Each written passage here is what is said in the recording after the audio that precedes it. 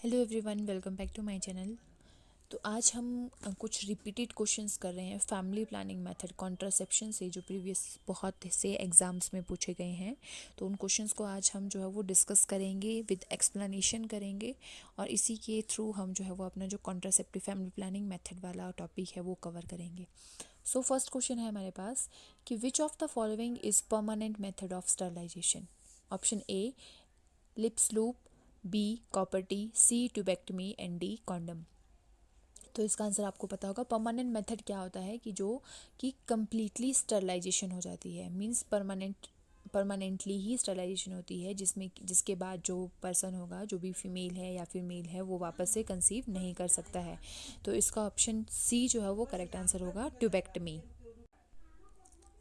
Tubectomy जो है वो परमानेंट मेथड है, और बाकी जो हमारे पास है ये लिप्स लूप हो गया, कॉपर्टी हो गया, और ऑप्शन डी जो कॉन्डम है, ये सारे क्या हैं, जो है वो टेम्परेरी मेथड्स ऑफ कॉन्ट्रासेप्शन है।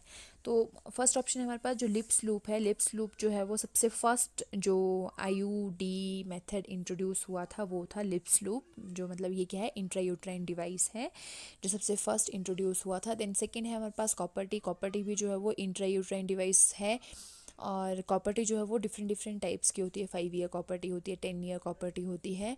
देन ऑप्शन डी है कॉन्डम। कॉन्डम जो है वो मैकेनिकल मेथड है जो फिजिकल बैरियर क्रिएट करता है। फीमेल कॉन्डम भी होता है और मेल कॉन्डम भी होता है।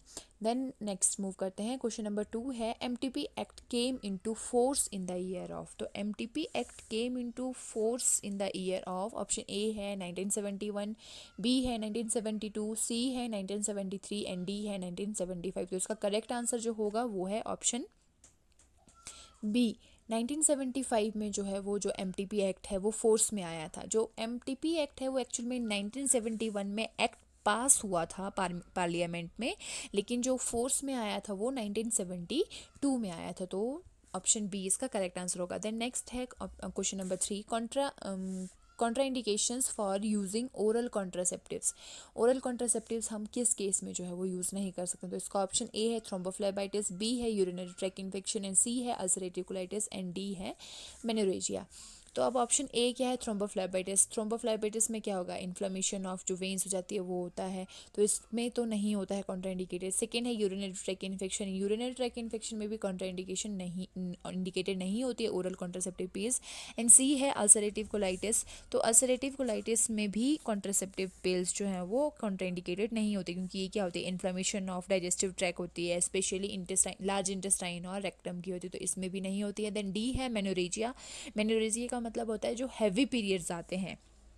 तो हैवी पीरियड्स जब आते हैं तो उसको हम कंडीशन को मेनोरेजिया बोलते हैं। तो ऑप्शन डी इसका करेक्ट आंसर होगा। मेनोरेजिया के केस में जो है वो ओरल कॉन्ट्रासेप्टिव पिल्स क्या होते हैं, कॉन्ट्राइंडिकेटेड होते हैं। देन क्वेश्चन नंबर 4 है हमारे पास, which of the following is a mechanical method of contraception. Mechanical method of contraception, mechanical method को हम अदर जो है वो फिजिकल बैरियर मेथड भी बोल सकते हैं, जो फिजिकल बैरियर क्रिएट करता है in between the sperm and the ओवा। तो इसका ऑप्शन ए है वेसेक्टमी, बी है मालाडी, सी है कॉन्डम, एंड डी है एमटीपी। तो जो फिजिकल बैरियर क्रिएट करेगा, मैंने आपको पहले भी क्वेश्चन नंबर 1 में बताया था कि वो क्या है, कॉन्डम। तो ऑप्शन सी इसका करेक्ट आंसर होगा। जो कॉन्डम है वो क्या है हमारे पास, मैकेनिकल मेथड या फिर हम फिजिकल बैरियर मेथड जो है हम बोल सकते हैं वो है। तो ऑप्शन ए की बात करते हैं अगर हम, तो वेसेक्टमी, वेसेक्टमी जो है वो परमानेंट मेथड है स्टरलाइजेशन का। देन ऑप्शन बी है मालाडी। मालाडी जो है वो हमारे पास वो क्या है, केमिकल मेथड है, इसमें हम या बोल सकते हैं हम हार्मोनल मेथड है मालाडी। देन ऑप्शन डी है हमारे पास एमटीपी। तो एमटीपी जो है वो मेडिकल या फिर सर्जिकल मेथड हम बोल सकते हैं वो है। एमटीपी क्या है, मेडिकल और सर्जिकल मेथड है। द नेक्स्ट क्वेश्चन है question number 5, the hormonal contraceptives are. Hormonal contraceptive कौन से हैं। तो ऑप्शन ए है oral, b injectable, c implant, and D is all of these. तो इसमें क्या आएगा, ऑल ऑफ दीज। जैसे हमने बात की माला डी और माला एन, वो क्या है, हार्मोनल कॉन्ट्रासेप्टिव्स हैं, तो ओरली उनको लेते हैं तो वो ओरल हुए, तो वो भी क्या है, हार्मोनल है। देन बी है इंजेक्टेबल। इंजेक्टेबल्स में जैसे हमारे पास आता है, जैसे कि हमारे पास जो अभी शुरू हुआ है अंतरा हो गया, डीएमपीए जिसके नाम से आता है, जिसको हम ठीक है, या फिर हमारे पास नेट EN हो गया। तो ये सारे क्या है, इंजेक्टेबल्स हैं, तो ये भी क्या है, हार्मोनल है। देन हमारे पास इम्प्लांट है, इम्प्लांट में जैसे कि एग्जांपल के लिए नॉर प्लांट हो गया, जिसमें कि प्रोजेस्ट्रॉन होता है उसमें, ठीक है, तो ये भी क्या है, हार्मोनल होता है। तो इसका करेक्ट आंसर क्या होगा, option D, all of these क्या हैं, ये हार्मोनल इंजेक्टेबल्स, हार्मोनल कॉन्ट्रासेप्टिव्स हैं। देन नेक्स्ट क्वेश्चन है, MTP act pass in the year. तो ये हमने अभी डिस्कस किया कि जो MTP एक्ट है जो पार्लियामेंट में पास हुआ था वो 1971 में हुआ था, और जो एनफोर्स हुआ था वो 1972 में हुआ था। तो इसका करेक्ट आंसर होगा option D. The next question है question number 7, which of the following is a natural family planning method. तो नेचुरल फैमिली प्लानिंग मेथड की बात करें जिसमें कि ना तो केमिकल कोई बैरियर यूज़ होता है, ना ही कोई केमिकल्स यूज़ होते हैं, ना ही हार्मोन्स यूज़ होते हैं। तो ऑप्शन ए है इसका एब्सटिनेंस, बी है कॉपर टी, सी है कॉन्डोम एंड डी है ट्यूबेक्टमी। तो जैसे कि हमें पता है कि जो बी है कॉपर टी वो क्या है, हमारे पास इंट्रा यूट्राइन डिवाइस है, और ये भी क्या है हमारे पास, ये नेचुरल मेथड नहीं है। देन सी है कॉन्डोम, ये क्या है, फिजिकल बैरियर मेथड या फिर मैकेनिकल मेथड बोल सकते हैं। देन डी है ट्यूबेक्टमी, ये क्या है हमारे पास, परमानेंट मेथड है। तो इसका करेक्ट आंसर क्या होगा, ऑप्शन ए। ऑप्शन ए है एब्सटिनेंस। तो एब्सटिनेंस क्या होता है, एब्सटिनेंस का मतलब होता है कि जब जो है वो पर्सन क्या है, मतलब वो इंटरकोर्स में जा ही नहीं रहा है। एब्सटिनेंस का मतलब, एब्सटिनेंस होता है कि decision not to have sexual intercourse, उसको हम एब्सटिनेंस बोलते हैं। तो अगर हम बात करें अदर नेचुरल मेथड्स की, तो अदर जो नेचुरल मेथड्स होते हैं जैसे कि विड्रॉल मेथड हो गया, तो विड्रॉल मेथड को हम कोइटस इंटरप्टस मेथड भी बोलते हैं, या फिर हम बोल सकते हैं लैक्टेशनल एमनोरिया मेथड हो गया। तो लैक्टेशनल एमनोरिया भी क्या है, नेचुरल मेथड है, ठीक है। तो ये थे हमारे नेचुरल कॉन्ट्रासेप्टिव मेथड जो होते हैं। देन क्वेश्चन नंबर 8 है, copper carrying contraceptive device act by, ठीक है, जो कॉपर कैरिंग कॉन्ट्रासेप्टिव है जैसे कि कॉपर टी हो गया, तो वो कैसे एक्ट करते हैं। तो इसका ऑप्शन ए है प्रिवेंटिंग ओव्यूलेशन, बी है preventing spermatozoa coming in contact with ovum, and C है destruction of spermatozoa, and D है making cervical mucus thick to prevent penetration of spermatozoa. तो इसका जो करेक्ट आंसर होगा वो होगा ऑप्शन डी। तो जो हमारे कॉपर वाले जो चीज़ें होती हैं, जो भी हमारे कॉपर्टीज़ होती हैं, वो क्या करती हैं, जो मेक सर्वाइकल म्यूकस होता है उसको थिक कर देती हैं, जिसकी वजह से जो स्पर्म होता है वो क्या करता है, पेनिट्रेट नहीं कर पाता है ओवम को, ठीक है। तो सर्वाइकल म्यूकस को ये थिक कर देती हैं। और दूसरी चीज़ ये क्या करती हैं, जो कॉपर टी होती है, जो कॉपर होता है वो क्या करता है, एक इन्फ्लेमेटरी रिएक्शन प्रोड्यूस करता है, जिसकी वजह से वो क्या, जो इन्फ्लेमेटरी रिएक्शन होता है वो क्या होता है, टॉक्सिक होता है स्पर्म और ओवा के लिए। तो जब वो टॉक्सिक होगा स्पर्म और ओवा के लिए, तो वो क्या करेगा, उनको मीट नहीं करने देगा, जिसकी वजह से कि प्रिवेंट करता है ये प्रेगनेंसी को। तो इस तरह से जो कॉपर टी होती है वो जो है वो वर्क करती है और प्रिवेंट करती है प्रेगनेंसी को। देन अगर हम बात करें ऑप्शन ए की, तो ऑप्शन ए में है प्रिवेंट ओव्यूलेशन। तो जो ओव्यूलेशन को प्रिवेंट करते हैं, जैसे कि हमारे पास हो गई मिनी पिल्स जैसे हम बोलते हैं, तो जो मिनी पिल्स हैं जिसमें कि प्रोजेस्ट्रॉन होता है, वो क्या करती है, ओव्यूलेशन को प्रिवेंट करती हैं। ये अवॉइड करती है कि जो सर्विक्स मतलब जो सर्विक्स के अराउंड की जो ओपनिंग होती है, वहाँ का जो फ्लूइड होता है उसको थिकनिंग कर देती है, जिसकी वजह से कि यह है मतलब जो प्रिवेंट होती है ओव्यूलेशन। कॉम्बिनेशन पिल, कंबाइंड पिल, जैसे कि माला एन की बात करें हम, माला एन जो है वो सेम एस्ट्रोजन और प्रोजेस्टेरोन जिसमें होता है वो ओव्यूलेशन को प्रिवेंट करती है। देन उसके बाद जो सेकंड आता है, सेकंड ऑप्शन है हमारे पास कि prevent spermatozoa coming in contact with ovum. तो स्पर्मेटोजोआ को coming in contact with ovum, ये हमारे फिजिकल बैरियर वाले मेथड जो हो गए, जैसे कि डायफ्राम हो गया, या फिर सर्वाइकल कैप हो गया, या फिर कॉन्डोम हो गया। तो ये सब क्या करते हैं, प्रिवेंट करते हैं कि स्पर्मेटोजोआ जो है वो ओवम के साथ के कांटेक्ट में ही ना आए, तो ये प्रिवेंट करते हैं इसको। देन सी ऑप्शन है हमारे पास डिस्ट्रक्शन ऑफ स्पर्मेटोजोआ। अब जो डिस्ट्रक्शन ऑफ स्पर्मेटोजोआ है, ये जो होता है ये करते हैं डायफ्राम और सर्वाइकल कैप के केस में। जैसे जो डायफ्राम और सर्वाइकल कैप होती हैं उसमें क्या होता है, स्पर्मेटिसाइड्स होते हैं। तो स्पर्मेटिसाइड्स क्या करते हैं, किल कर देते हैं स्पर्म को। तो जैसे ही कि स्पर्म जो है वो डायफ्राम या फिर सर्वाइकल कैप के कांटेक्ट में आता है, तो स्पर्मेटिसाइड जो है वो अपना एक्शन करते हैं और स्पर्म्स को किल कर देते हैं, जिसकी वजह से वो क्या है, ओवम के साथ में कांटेक्ट में नहीं आ पाते हैं और प्रेगनेंसी नहीं होती है। तो चारों ही ऑप्शन मैंने आपको एक्सप्लेन कर दिए कि ऑप्शन ए था हमारे पास प्रिवेंटिंग ओव्यूलेशन, तो प्रिवेंटिंग ओव्यूलेशन वाला वर्क कौन करता है, जैसे कि माला डी हो गई, जो हमारी कंबाइंड पिल्स हैं Mala D. Then option B है हमारे पास preventing spermatozoa coming in contact with ova, तो इसमें आ जाएगा जैसे कि हमारा जो बैरियर मेथड्स हो गए, जैसे कि फीमेल कॉन्डम हो गया, मेल कॉन्डम हो गया। देन सी है हमारे पास डिस्ट्रक्शन ऑफ स्पर्मेटोजोआ, तो डिस्ट्रक्शन ऑफ स्पर्मेटोजोआ कौन करता है, डायफ्राम या सर्वाइकल कैप, क्योंकि उनमें क्या होता है, स्पर्मेटिसाइड्स होते हैं। देन डी ऑप्शन है making cervical mucus thick to prevent penetration of spermatozoa, ये कौन करता है, कॉपर टी करती है या फिर मिनी पिल करती है।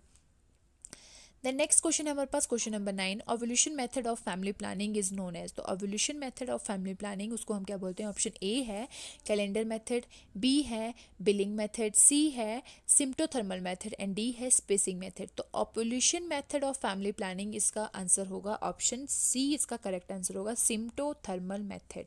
ओवुलेशन मेथड का मतलब हुआ कि जो भी इसमें जो भी पर्सन इन्वॉल्व होगा इसमें, जो ये कॉन्ट्रासेप्टिव मेथड करेगा, तो जो भी फीमेल होगी उसको अपनी फिजियोलॉजी के बारे में जो है वो पता होगा, उसको अवेयर होगी रिगार्डिंग फैमिली प्लानिंग। तो उसमें क्या होता है, जैसे कि सिम्प्टोथर्मल मेथड क्या होता है, इसमें ओवुलेशन के टाइम में जो भी साइन एंड सिम्टम प्रोड्यूस होते हैं फीमेल की बॉडी में, तो वो उसके लिए अवेयर होगी, और जब वो साइन एंड सिम्टम उसकी बॉडी में प्रोड्यूस होंगे तो उनको पता लग जाएगा कि ओवुलेशन हुई है, तो वो उस टाइम क्या करेंगे, अवॉइड करेंगे सेक्सुअल इंटरकोर्स को। अब बात आती है कि वो सिम्टम्स कौन से होते हैं, तो जैसे कि ओवुलेशन के टाइम में जो नॉर्मल बॉडी टेम्परेचर होता है फीमेल का, वो 0.5 डिग्री फ़ारेनहाइट तक जो है वो इंक्रीज़ हो जाता है, ठीक है, तो टेम्परेचर इंक्रीज़ होगा। देन सेकेंड होता है जो सर्वाइकल म्यूकस होता है उसकी थिनिंग हो जाती है, जो सर्वाइकल म्यूकस होता है वो जो है क्या हो जाता है, थिन हो जाता है, थिनिंग हो जाती है, और सर्विक्स चेंजेस होते हैं, सर्विक्स क्या होता है, सॉफ्ट हो जाता है, और टेम्परेचर क्या है, इंक्रीज़ हो जाता है। तो ये सारी चीज़ें जो है वो फीमेल अपनी बॉडी में जो है वो चेंजेस नोट करेगी, सिम्टम्स उसको असेस होंगे, तो वो ओवुलेशन मेथड का यूज़ करती है। देन बात करें अगर हम ऑप्शन ए कैलेंडर मेथड की, तो कैलेंडर मेथड की बात करते हैं, इसमें आता है कि सेफ पीरियड कौन सा है और अनसेफ पीरियड कौन सा है। तो जो भी सेफ पीरियड है, जैसे कि first 7 days and last 7 days of the menstrual cycle safe period होता है, तो उस टाइम पे ही सेक्सुअल इंटरकोर्स जो है वो किया जाता है। उसके अलावा जो अनसेफ पीरियड है उसमें जो है वो नहीं यूज़ होता है, ये है कैलेंडर मेथड। देन लास्ट है स्पेसिंग मेथड, स्पेसिंग मेथड में ये सारे ही मेथड है, जैसे कि कॉन्डम का यूज़ हो गया, या फिर मिनी पिल्स का यूज़ हो गया, कंबाइंड पिल्स का यूज़ हो गया, इम्प्लांट्स का यूज़ हो गया, तो स्पेसिंग मेथड्स में ये सारे मेथड्स आते हैं। द नेक्स्ट क्वेश्चन है हमारे पास question number 10, the best time for insertion of IUD is, तो best time for insertion of IUD is, option ए है 40 डेज आफ्टर डिलीवरी, बी है 6 वीक्स आफ्टर अबॉर्शन, सी है इंट्रामेंस्ट्रुअल पीरियड एंड डी है all of the above. तो इसका correct answer होगा option D, all of the above.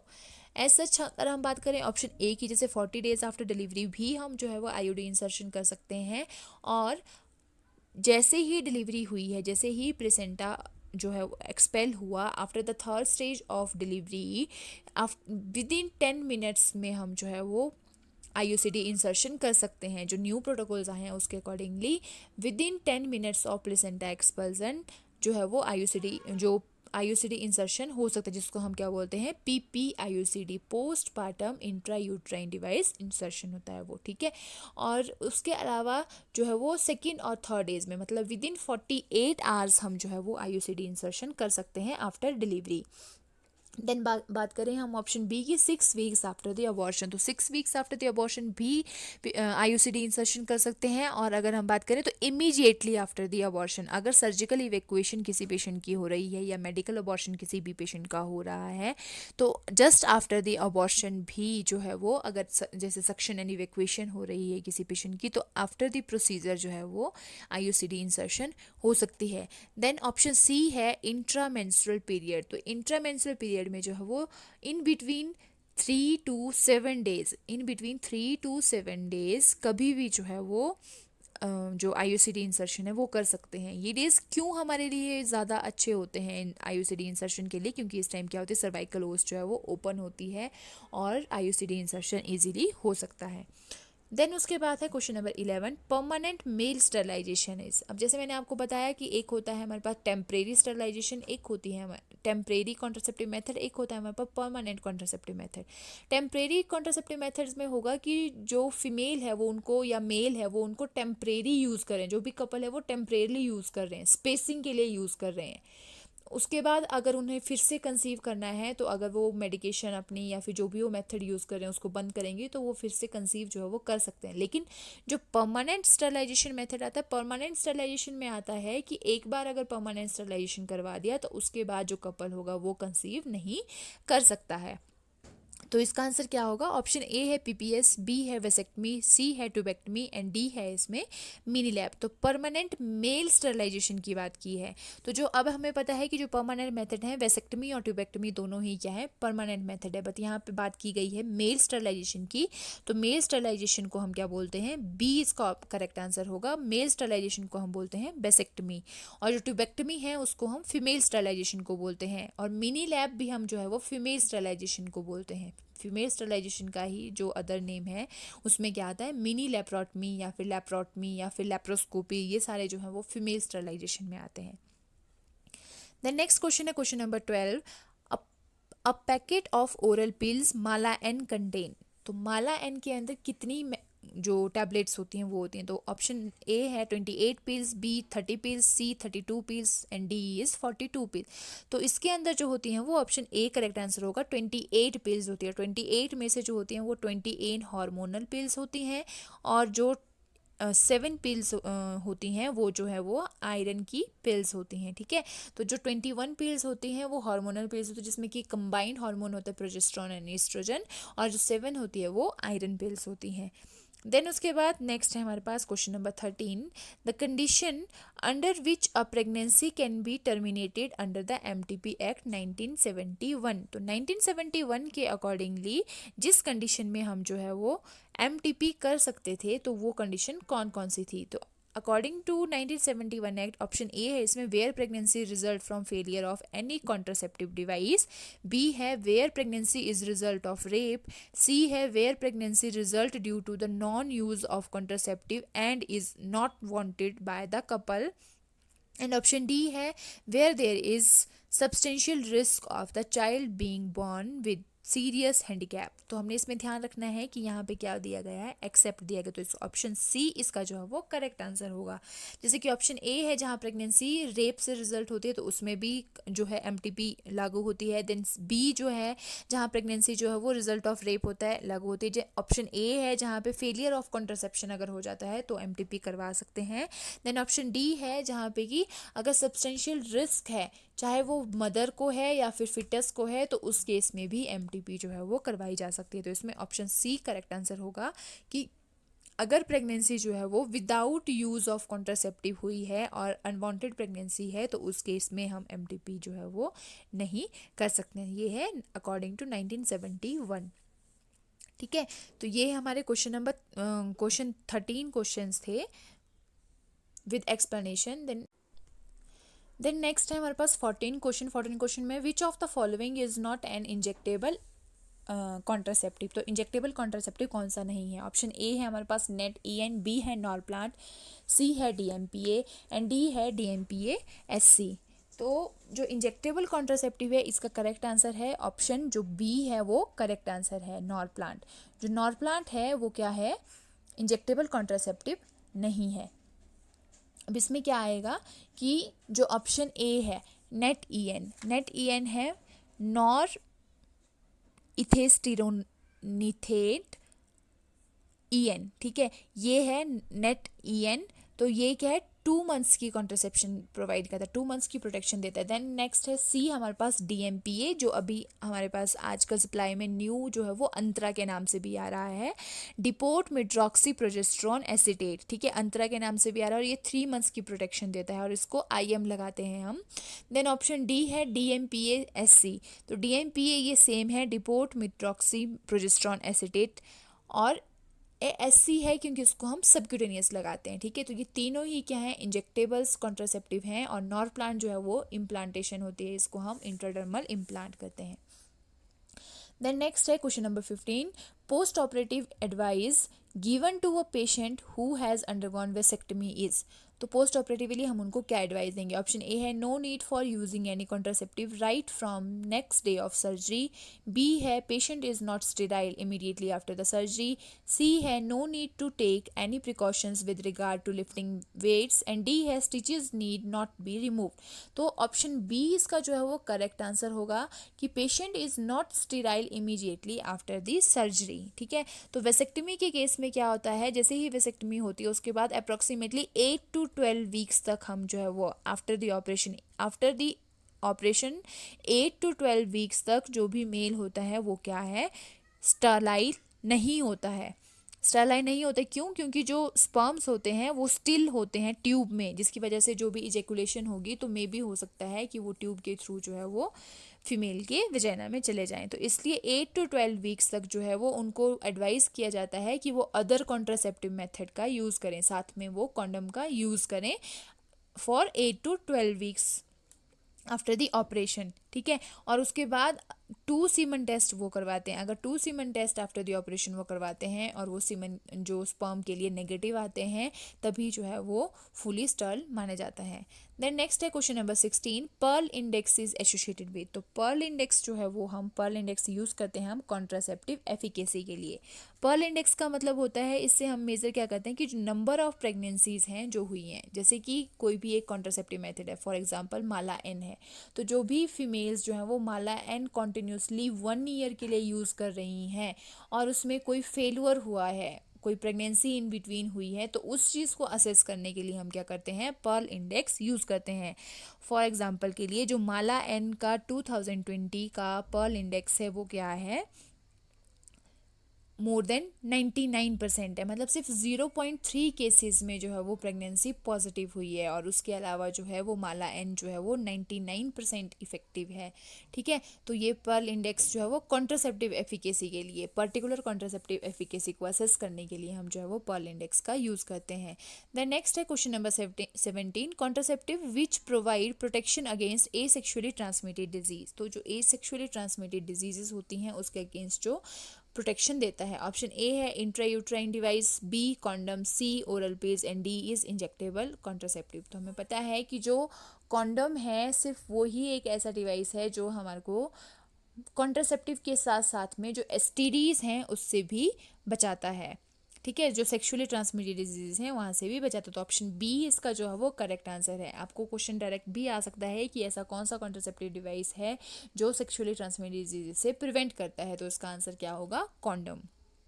ठीक है, which of the following is an injectable progestin. Next question है question number 18, which of the following is an injectable progestin. तो option ए है इसका इजोस्प्राइन, B है नेट ईएन, सी है जो इम्प्लानॉन एंड डी है नोरेस्ट्रॉल। तो ये जो हमने अभी अभी पढ़ा है कि नेट ईएन जो है वो इंजेक्टेबल प्रोजेस्ट्रॉन है।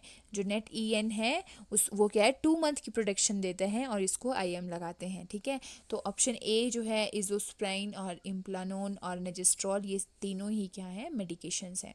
देन क्वेश्चन नंबर 19 है next, one of the complication of intrauterine device insertion is. तो इंट्रायूट्राइन डिवाइस इंसर्शन की जो सबसे मोस्ट कॉमन कॉम्प्लिकेशन होती है फीमेल्स में वो होती है ऑप्शन डी, ब्लीडिंग। ठीक है, तो ब्लीडिंग इसका जो है वो करेक्ट आंसर होगा। एंड क्वेश्चन आपको ऐसे भी आ सकता है कि जो आईयूडी होता है, जो इंट्रायूट्राइन डिवाइस होते हैं, या फिर जो ओरल पिल्स होती हैं, सॉरी जो ओरल पिल्स होती हैं वो कॉन्ट्राइंडिकेटेड कॉन्स्टिपेशन में होती है, जो एब्सोल्यूट कॉन्ट्राइंडिकेशन होती है उसका आंसर होता है हाइपरटेंशन। ठीक है, अलग अलग टाइप से आपको क्वेश्चन पूछ सकते हैं। देन क्वेश्चन नंबर 20 है the effectiveness duration of copper T 380A from the day of insertion dash years. ठीक है, तो जो कॉपर टी 380A है, ऑप्शन ए है 5 years, 10 years, 7 year and 15 year. तो 380A जो है वो हमारे को ऑप्शन बी 10 ईयर्स के लिए जो है वो प्रोटेक्शन देती है। देन ऑप्शन ए है 5 ईयर्स, तो 5 ईयर्स के लिए अगर हमारे पास क्वेश्चन आता है कॉपर टी 375, तो कॉपर टी 375 जो है वो 5 ईयर्स के लिए प्रोटेक्शन देती है, और 380A जो है वो 10 ईयर्स के लिए प्रोटेक्शन देती है। और एक पहले आती थी कॉपर टी 200, वो अभी इतना यूज़ में नहीं है, तो कॉपर टी 200 जो है वो 30 मंथ्स यानी 2.5 साल के लिए, 2.5 ईयर्स के लिए जो है वो प्रोटेक्शन देती थी। और जो कॉपर टी 200 है उसको हम नोवा टी के नाम से भी जानते हैं। ठीक है, नोवा टी के नाम से भी हम इसको जानते हैं।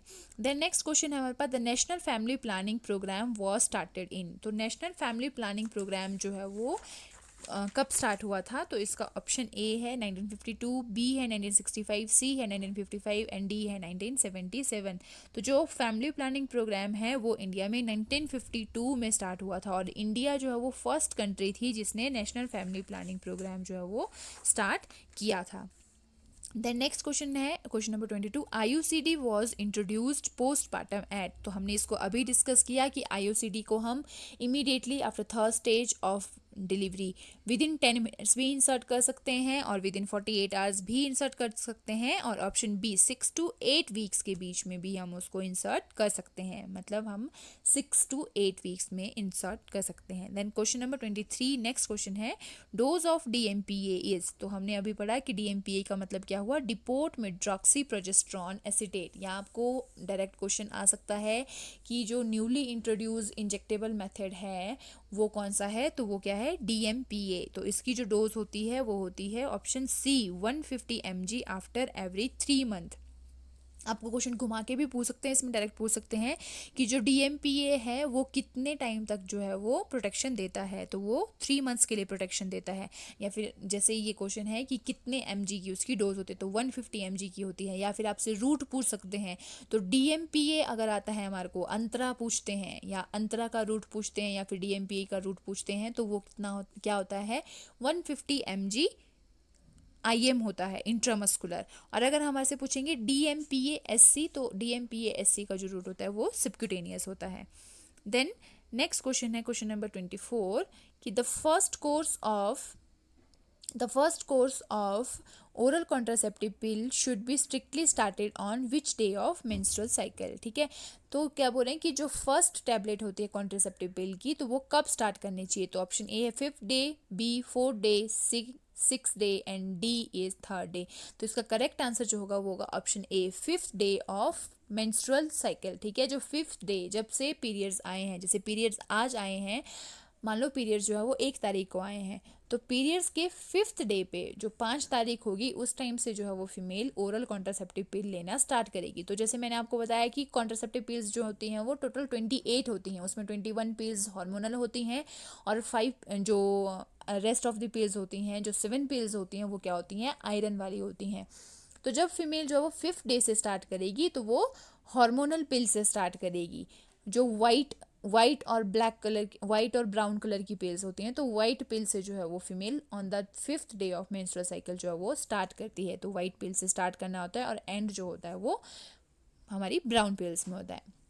द नेक्स्ट क्वेश्चन है which of the following is natural family planning method. तो नेचुरल फैमिली प्लानिंग मेथड से हमने डिस्कस किया था कि लैक्टेशनल एमनोरिया हो गया या एब्सटिनेंस हो गया और कोइटस इंटरप्टस या फिर विड्रॉल मेथड हो गया, ये क्या है, नेचुरल फैमिली प्लानिंग मेथड है। और इसमें ऑप्शन ए है वेसेक्टमी एंड बी है ट्यूबेक्टमी, तो ये दोनों ही हमारे को पता है कि परमानेंट स्टरलाइजेशन मेथड है। देन ऑप्शन डी है हमारे पास इंट्रायूट्राइन डिवाइस, तो ये भी नहीं है नेचुरल फैमिली प्लानिंग मेथड, ये स्पेसिंग मेथड है या टेम्परेरी मेथड बोल सकते हैं इसको।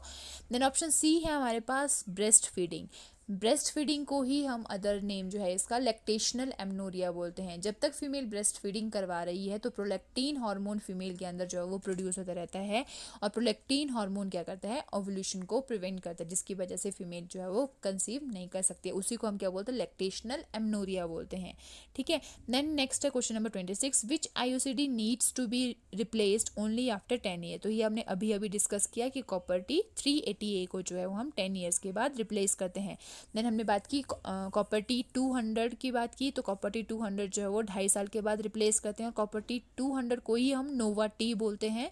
और जो हमारे पास है ये प्रोजेस्ट्रेट, ये जो है वो पुराना मेथड है, इसको 1 ईयर तक जो है वो यूज़ करते थे। तो इसमें जब इसको भी इंट्रायूट्राइन की तरह इंसर्ट कर दिया और ये जो है वो 1 ईयर तक प्रोटेक्शन देता था। ठीक है, देन नेक्स्ट क्वेश्चन है question number 27 a newly married healthy couple is asking for best method of contraception and which of the following method is a nurse will advice. ठीक है, तो न्यूली मैरिड कपल अगर कोई आ रहा है spacing method की बात कर रहा है तो वो उनको क्या कॉन्ट्रासेप्टिव मेथड एडवाइस करेंगे। ऑप्शन ए है बैरियर मेथड, बी है रिदम मेथड, सी है इंट्रायूट्राइन डिवाइस एंड डी है कंबाइंड ओरल पिल। ठीक है, तो रिदम मेथड जो है वो कभी पता नहीं चलता है अगर अवेयर नहीं है फीमेल, अगर उनको कंप्लीट नॉलेज नहीं है। रिदम मेथड हम कैलेंडर मेथड भी बोलते हैं, रिदम मेथड का अदर नाम कैलेंडर मेथड भी है। ठीक है, तो जिसका 28 डेज का साइकिल नहीं है वो रिदम मेथड यूज़ नहीं कर सकते हैं। बैरियर मेथड में जैसे कॉन्डम आता है तो कॉन्डम भी उनके लिए बेस्ट मेथड नहीं होगा। इसमें बेस्ट मेथड पूछा है, वो कॉन्डम यूज़ कर सकते हैं लेकिन इसमें बेस्ट मेथड पूछा तो बेस्ट मेथड इसमें क्या होगा, option D combined oral pills इसमें जो है वो करेक्ट आंसर होगा।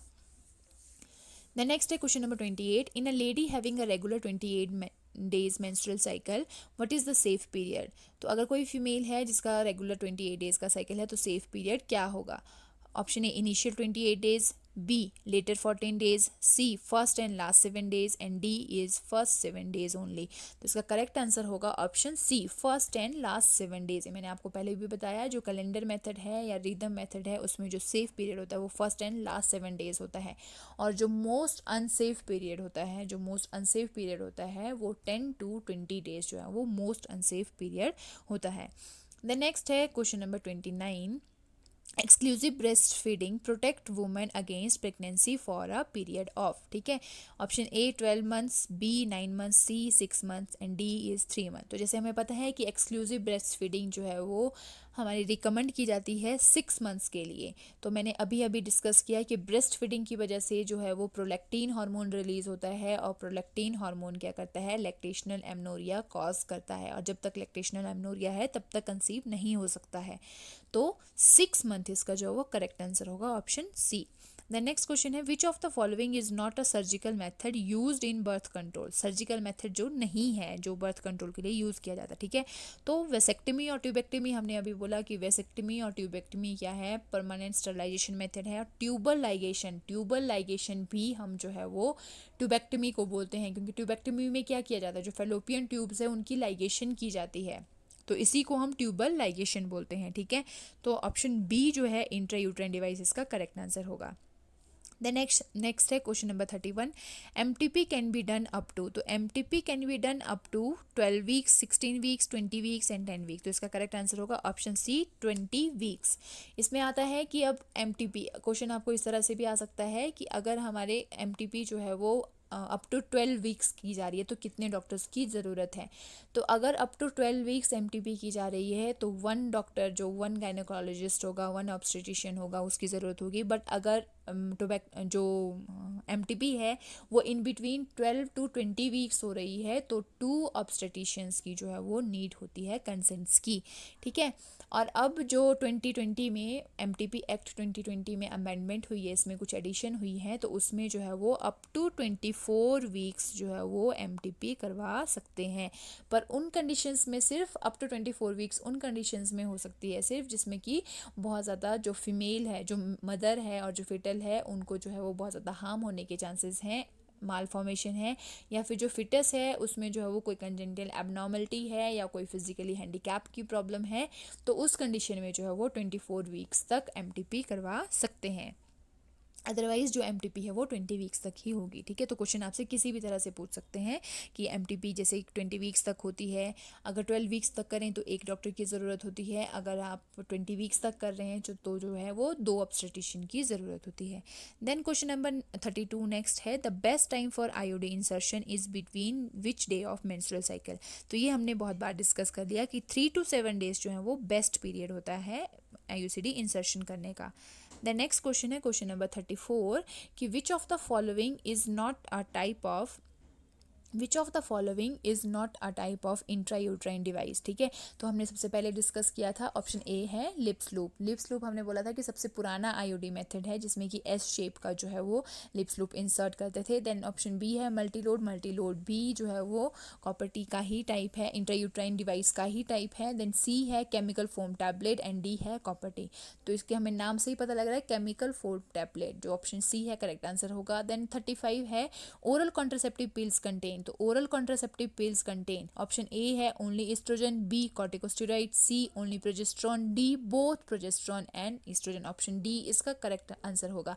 अगर हमारे से क्वेश्चन किया जाता है कि मिनी पिल्स, तो मिनी पिल्स में जो है वो ओनली प्रोजेस्टेरॉन होता है, तो इसका आंसर होता है ऑप्शन सी। बट हमारे से पूछा गया है ओरल कॉन्ट्रासेप्टिव पिल्स, तो ये कंबाइंड पिल्स होती हैं जिसमें प्रोजेस्टेरॉन और एस्ट्रोजन दोनों चीज़ें होती है। Then next question है question number 36, a polyurethral vaginal pouch attached to a rim that partially cover the vulva is known as, ठीक है।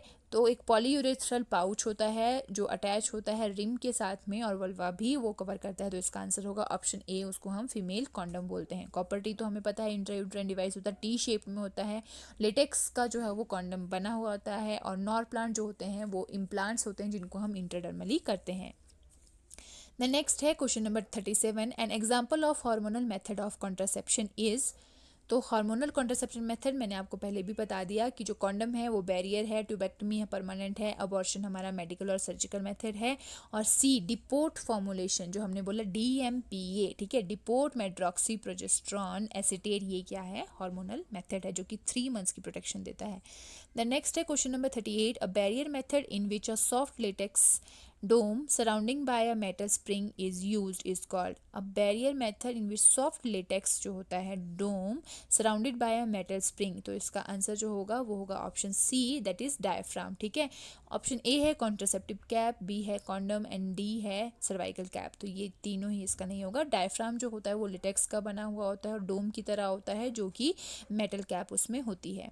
The next question है question number 39, the procedure for women that is performed postpartum after an abortion or as an interval procedure unrelated to pregnancy is called, ठीक है, unrelated to pregnancy बोला है तो option ए है sterilisation, B tubal ligation, abortion and vasectomy. अब हमें पता है प्रेगनेंसी से रिलेटेड ट्यूबल लाइगेशन भी प्रेगनेंसी से रिलेट करता है, अबॉर्शन भी प्रेगनेंसी से रिलेट करता है और वेसेक्टमी भी प्रेगनेंसी से रिलेट करता है। उसका करेक्ट आंसर होगा option A, that is sterilization.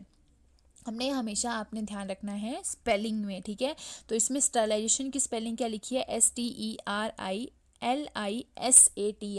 तो ये वाली स्टरलाइजेशन जो होती है जिसमें हम जर्म्स को किल करते हैं, जो हम स्टरलाइज्ड प्रोसीजर करते हैं उसमें जो हम स्टरलाइजेशन करते हैं वो होती है ये वाली स्टरलाइजेशन, ठीक है। तो स्टरलाइजेशन जो है वो प्रेगनेंसी के साथ डील नहीं करता है, ठीक है। अगर यहाँ पे स्पेलिंग होती ZATION तो वो जो है वो हमारा स्टरलाइजेशन से डील कर सकता है, जैसे ट्यूबेक्टमी और वेसेक्टमी के साथ में, ठीक है।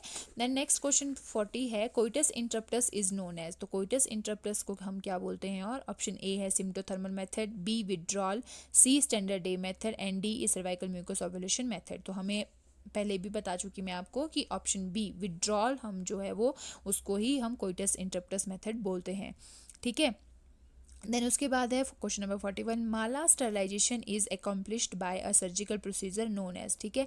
तो male sterilization is accomplished by surgical method, तो उसको हमने पहले भी बोला कि उसको हम क्या बोलते हैं, वेसेक्टमी बोलते हैं। और अगर यहाँ पे मेल की जगह फीमेल होता तो उसको हम क्या बोलते हैं, ट्यूबेक्टमी बोलते हैं या ट्यूबल लाइगेशन बोलते हैं या फिर मिनी लैप बोलते हैं या फिर लेप्रोटमी बोलते हैं या फिर लेप्रोस्कोपी, ठीक है।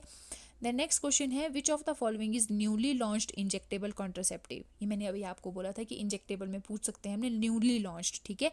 तो न्यूली लॉन्च्ड मैंने आपको बता दिया, अंतरा जो है वो हमारा न्यूली लॉन्च्ड इंजेक्टेबल है जो 3 मंथ की हमारे को प्रोटेक्शन देता है और इसको DMPA भी बोलते हैं, ठीक है। क्वेश्चन किसी भी तरह आपके पास आ सकता है कि ठीक है न्यूली लॉन्च्ड इंजेक्टेबल कितने मंथ की प्रोटेक्शन देता है, वो 3 मंथ की प्रोटेक्शन देता है और उसका नाम क्या है, अंतरा है। और अगर उसका हम जो है वो दूसरा नाम बोले तो वो क्या है, DMPA, depot medroxy progesterone acetate है, ठीक है। नेक्स्ट क्वेश्चन है हमारे पास कि new no hormonal contraceptive pill available in government institution is. तो option A Chhaya, Mala D, Mala N and Antara, ठीक है। इसमें क्वेश्चन ढंग से पढ़ना, नो हार्मोनल कॉन्ट्रासेप्टिव पिल, ठीक है। तो नो हार्मोनल कॉन्ट्रासेप्टिव पिल कौन सी है, छाया, ठीक है।